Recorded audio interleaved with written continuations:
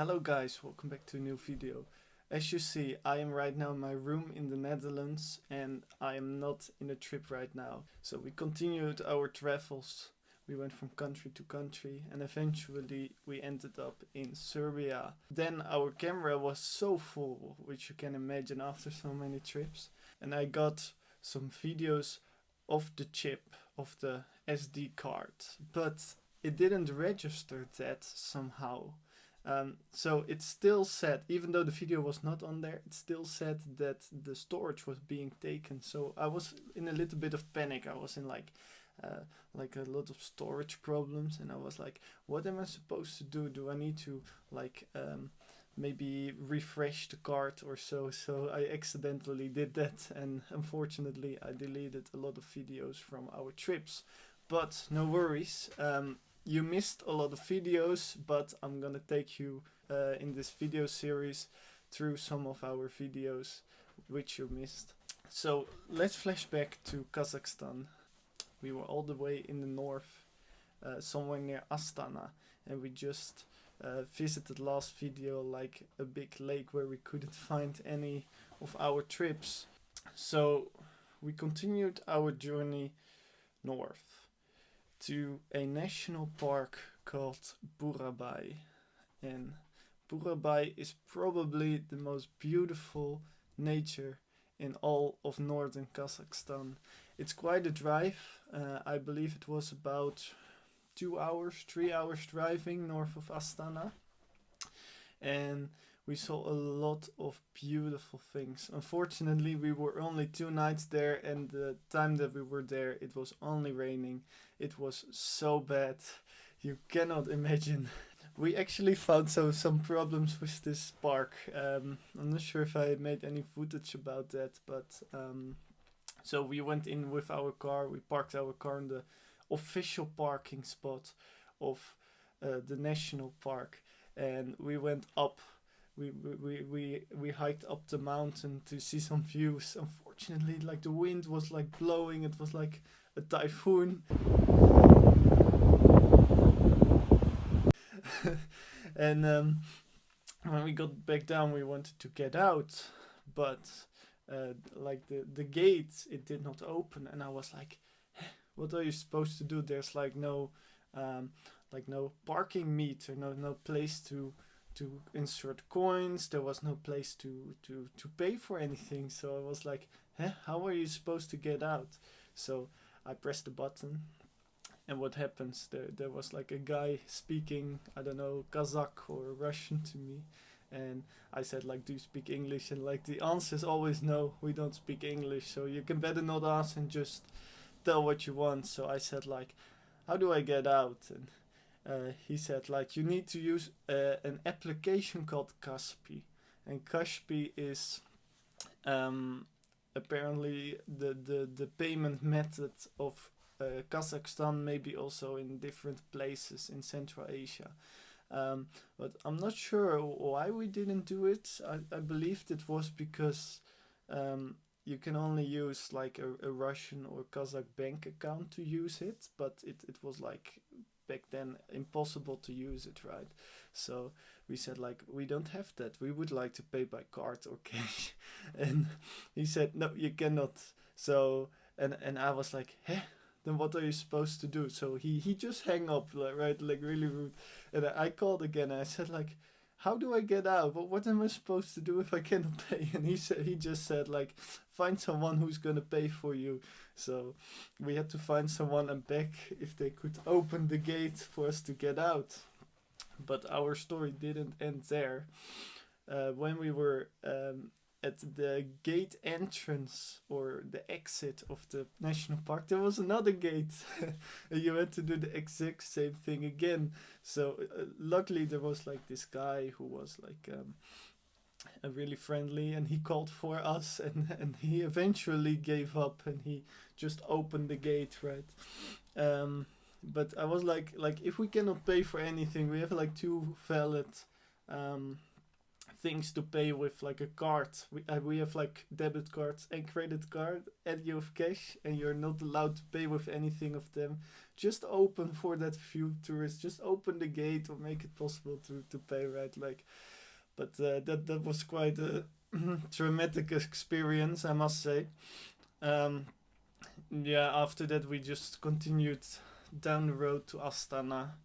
The weather was not really nice, but we went into this really futuristic city. But I believe this one was recorded on our um, internal storage, so I did not delete this video. So this video might be coming up soon. From Astana, we went by car all the way down. It takes about 2 days to drive all the way from Astana to Almaty. I think it's about like 1200 kilometers, 1500. And we stayed somewhere in, I believe it's called Balkhash. Balkhash is like the big lake in the middle. But it's really difficult to find any place there to stay.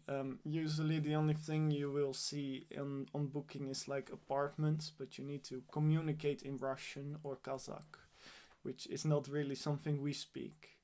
But you can also, yeah, I don't know, they have like alternative booking apps, I think, because there's like, we once went to a place and they say like, nah, we are not on booking and we are not on any such, you just need to show up. But you know, you can imagine that's quite risky if you're gonna drive like 2 days. I was the only driver in the car, and then you just have to go to a place and hope that there's a hotel available. That is not really something you want to do, right? Yeah. So after 2 days, we went all the way down to Almaty, the big city in the south, and it was snowing really heavily when we went down. But so we parked our car at the hostel. Then the next day, we went up. We went further. We wanted to go to Kolsai Lake, which is a lake all the way next to Kyrgyzstan in the mountains. And when I drove, the car suddenly was like, book, book. And I was like, what's this? And suddenly there was like a flat tire. Like, I had no idea how that happened, but we had a flat tire. Luckily, we were still in the city, so I called the emergency number because that was the only one available for that time when we left. It was really early. And luckily, there was like a garage just next to where I stopped. It took like 1 hour. I tried to fix the wheel myself actually, but you know, these I don't know what it's called, but these screws, they were so frozen that the guy had to jump on top of the I don't know what it's called, but like the stick. You had to jump on it. I don't know if that's normal, but that was like quite a shock for me. But I couldn't do it myself. But luckily there was a garage. They fixed the tire, and we could drive off. And it was really, really snowy. We went all the way to the lake, and it was like we had to drive like 5 kilometers per hour on like a really icy, snowy road. And eventually, finally, we reached the lake. And I think in some it's more beautiful, but I'll put a picture or some video footage here if I have that. But we stayed there in a guest house. It was really cozy. There was absolutely no one there. Or not a lot of restaurants. You really have to plan for your trips if you go to Central Asia. So when we finally arrived at the lake, like the parking place had like snow which was like this high, right? Like, what is that, half a meter high?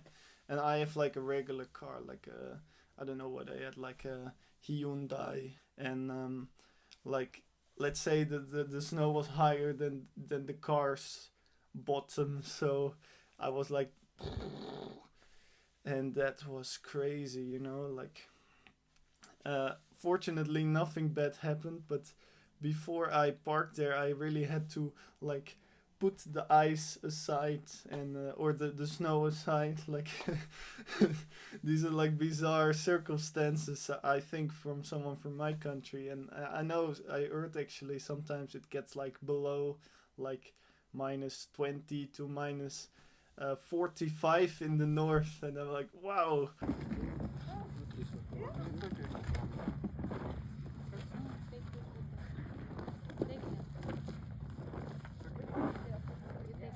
Yeah, so the next day we went back. We had like a little stop in Sharon Canyon, just at the.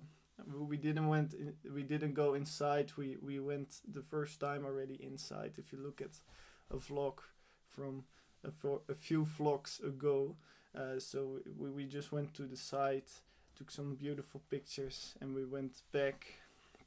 And I didn't have a lot of days left because I visited there in my holidays, so I had to fly back.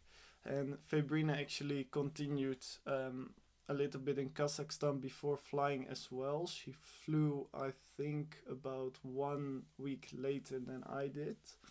She went to the big Almaty Lake and some things in the region.